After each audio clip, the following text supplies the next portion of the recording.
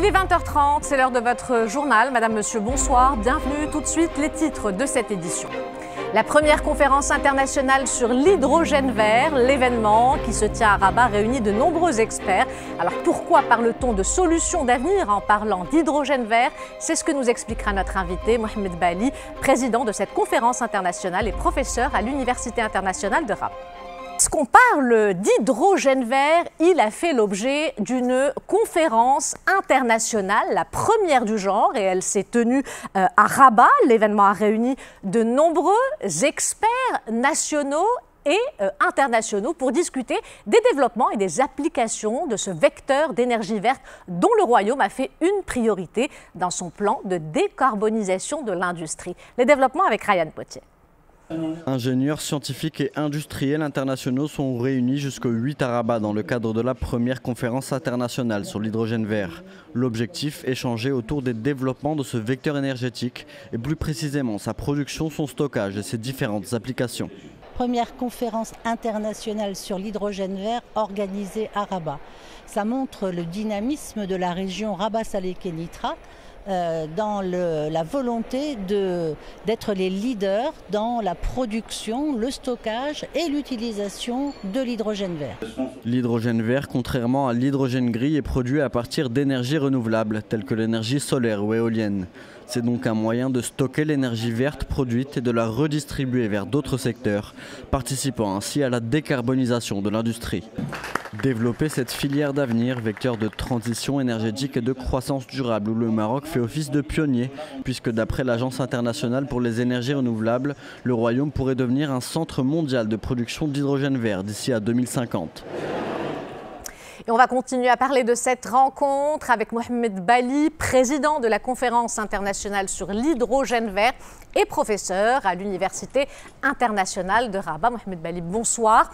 Alors d'abord, pourquoi est-ce que l'hydrogène vert est considéré aujourd'hui comme une solution pour l'énergie de demain et à quel point c'est une priorité pour le Maroc?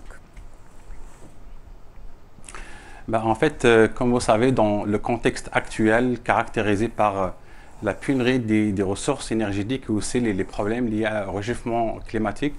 Donc, il est, essentiel de rechercher de nouvelles sources d'énergie et d'énergie renouvelable. Et dans ce contexte, l'hydrogène vert pourrait être un vecteur énergétique qui permettrait, par exemple, au Maroc d'amorcer une transition globale vers une économie verte tout en garantissant son indépendance énergétique. Et le Maroc, il a vraiment tous les atouts pour devenir un champion, un leader mondial dans ce domaine qui est, l'hydrogène vert.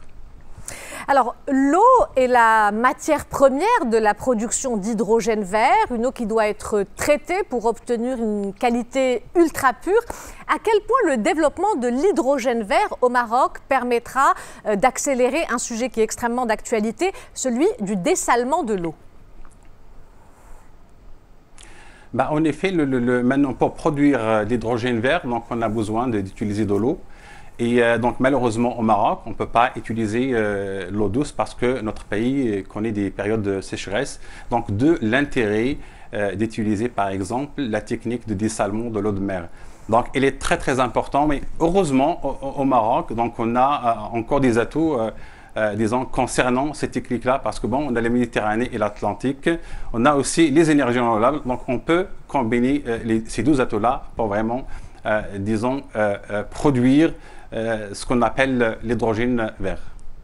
Merci Mohamed Bali. Je rappelle que vous êtes le président de la conférence internationale sur l'hydrogène vert et professeur à l'Université internationale de Rabat.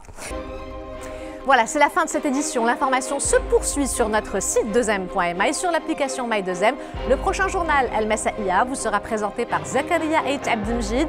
Demain et tout ce week-end, c'est Wedjah Dadda qui vous accompagnera. Pour ma part, j'aurai le plaisir de vous retrouver lundi. En attendant, portez-vous bien et excellente soirée à tous.